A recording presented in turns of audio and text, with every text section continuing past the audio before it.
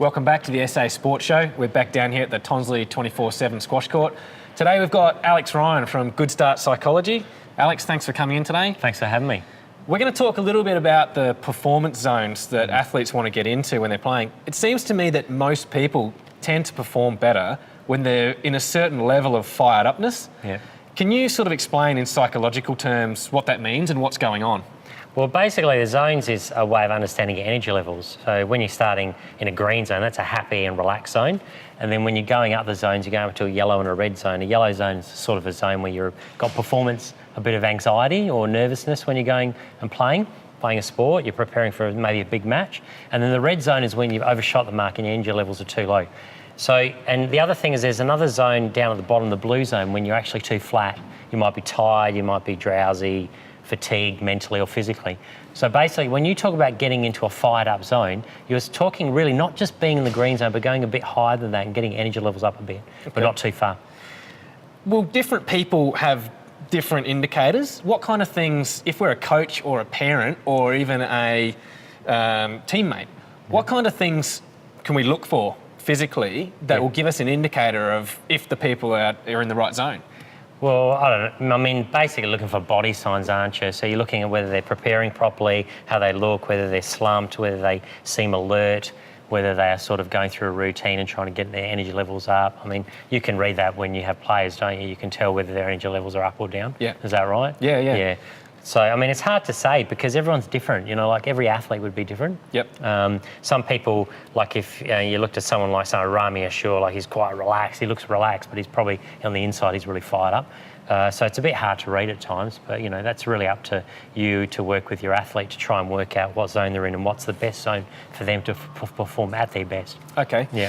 So in a sport like squash, you're both on the same sort of side of the court. You're both running around, quite physical. Yeah. There is physical contact. The referee can get involved too. So there's a lot of tension in there. Yeah. Are there some little tactics, strategies, processes that we can help people out with to actually help regulate their zones? Like, for example, Rafael Nadal will pull a wedgie out, play with his hair, sniff his finger and do something else.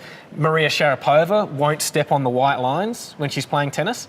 They're not just random things that happen. No. These are processes these people have put in place. Obsessive compulsiveness. Is that what it is? Okay. What kinds of little habits can we help our teammates, athletes develop? What are simple things and what do those things do? How do they regulate what's going on if they're in the wrong zone? Well, basically it's like a ritual, right? So you do a ritual like Rafael Nadal pulls his pants out of his bum because he's obviously a bit nervous. It's like a tense time in the match, you notice that? Yeah. So you need to develop a ritual. So you try and get your athlete to work on a ritual that actually calms them a bit and puts them into a centred focus state, not be distracted by something that might be happening around, like the player trying to get them off their game. Yeah. So a ritual can actually make an athlete become a bit more mindful of that specific situation and not what's going on around them. That's right. So it's really about something mindfulness or taking them out of what's happening around them and just thinking about something separate. Yeah. Totally. So well, it's trying to get him back into the present moment a bit, not worrying about what just happened. The guy bumped into me, so therefore, I'm a bit upset about that, or sort of like, he's trying to get a bit angry or frustrated with it. Yeah. So basically, that ritual would sort of get the person back to what their task is on the day or in that moment. Okay. Their game plan, so to speak. And not worrying about what could happen, like meaning making things happen in their mind that may not happen. So. Yeah, that's right. Yeah, keep them in the present moment, not worry about the result or, what's going to happen, what happened in the last point, what could happen as an end result. Okay. Yeah.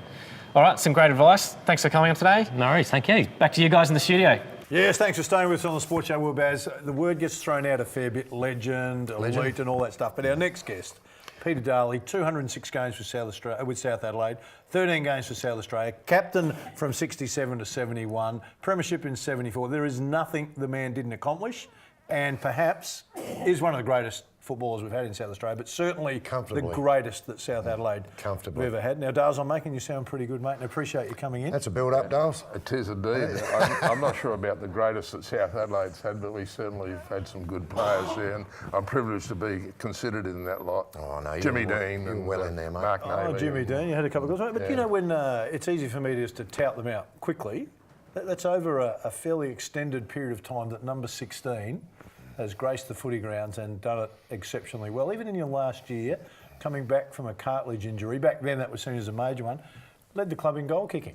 So Yeah, I think I kicked 72 goals. The league game, the clubs these days don't even kick 72 goals in a year. So I think I might have missed a few too. Let's go back to the start.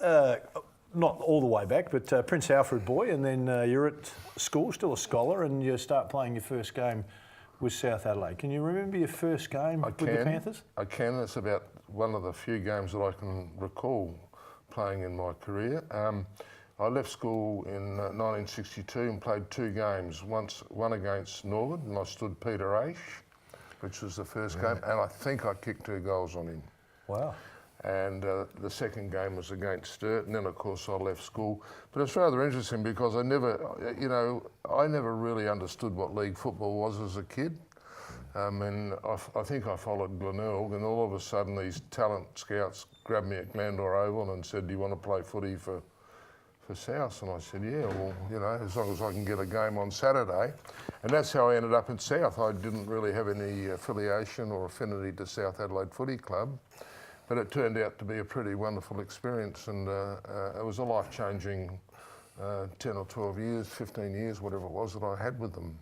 I was looking forward to catching up with you today, Peter, again, and I seriously was, because I've got a bill here. A bill? From my therapist from 1964. Yeah? Yeah, well, I had to seek therapy after that one, mate, 64. That 64. was what an amazing year that was for South Adelaide. That's a bottom to top. Yeah, a lot of top people in 1 year. A lot of people ask us about it and how do you assess it and how do you explain that the side can be bottom 1 year, and but it just happened. There's no explanation other than the fact that we had a coach in Neil Curley who came along, and he moulded a group of blokes that he obviously thought had talent, and they certainly had discipline because he demanded discipline, and they were disciplined enough to respect Curley to produce on. I mean, all I can remember is that Curls came to South Adelaide Football Club and transformed our way of thinking. I think we all had the ability to play the game, but he transformed us into learning how to play the game as a team. And it was, keeping in mind that I'd only played really 1 full season, so I didn't understand it. All I wanted to do was play footy on a Saturday afternoon. I didn't care about training. I was not the best trainer, and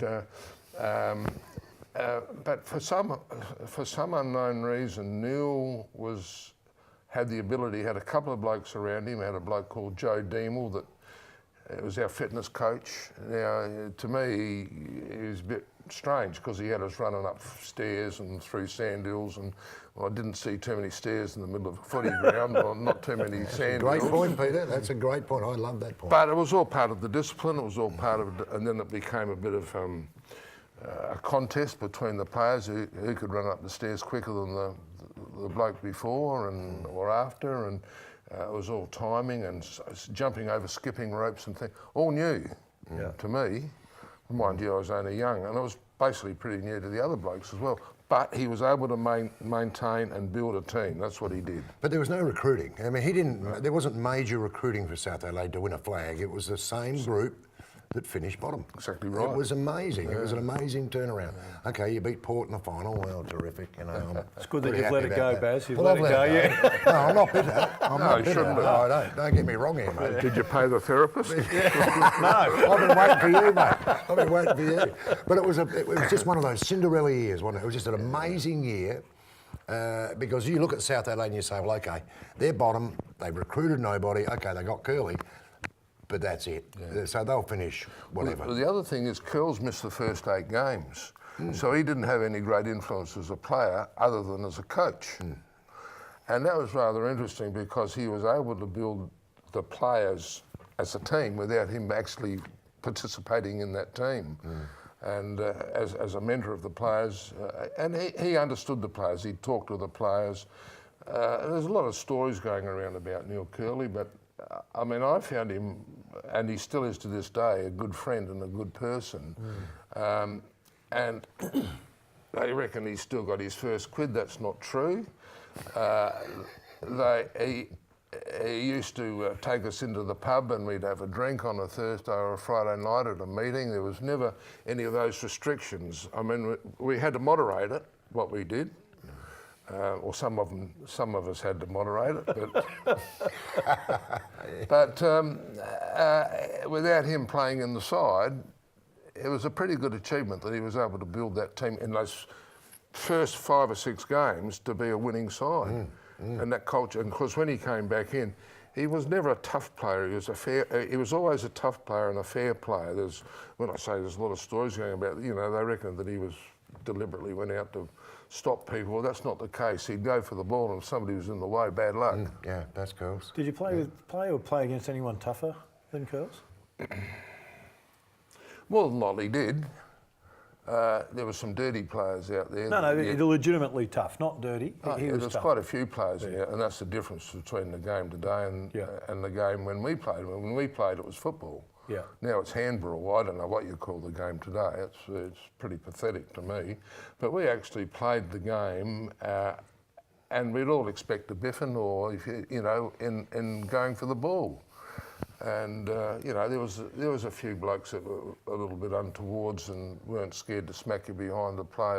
But that was all part of the game. We all took that, and we'd go and have a beer afterwards or a soft drink. Mate, you talked about Curls coming into coach in '64. So you were captain at the start of that period. Then Curls came in and coached. But then you took over and coached 67, 68, 69. Played and coached. How difficult to do that?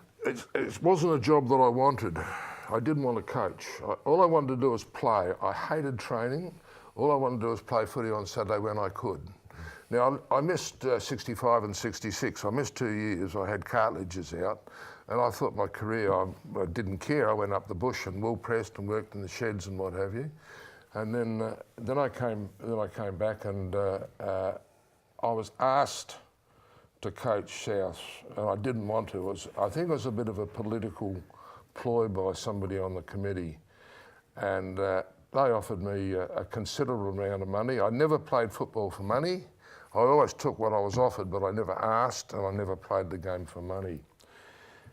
But they sort of insisted, and I said, well, I don't want to do it, because I was one of the boys. I didn't think I'd fit in with half a dozen of the players there. And there's a personal reason why I say that, which I won't say now. And it turned out to be right, because when I got sacked, it was a half a dozen players that didn't want me there. Yeah. And that was fair enough, because I didn't want to be there myself. But It was an awkward time, though, Peter. it was a hard time, because I honestly wanted to do the right thing and win games. And I think the first year, we didn't do too bad. We didn't finish up in the 4. But we were around the mark, and considering that there was a few players there that weren't happy with me being a coach.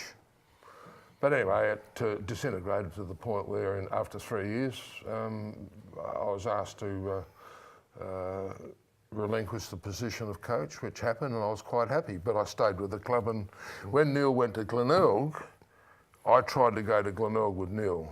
It wasn't the club or anything like that. I was just unhappy with a couple of people. Personality. I had a bit of a personality problem with a bloke in the club who, and so I thought, well, I'll go to Glenelg with Neil. But anyway, there was made quite clear that there was no clearance going to be given. So I went back to South. So it was a sort of a knee-jerk reaction to try and go down to Glenelg. But I went back to South, and I had 4 or 5 years back with them and finished the year off. I finished my career off with South until I think 64 when I resigned, or 74. 74. 74, yeah. Peter Darley's our special guest. We need to get to a break. Peter Darley will be on next week, part 2. I'm going to ask him about his Magarey medals and why he didn't win them. Stay with us.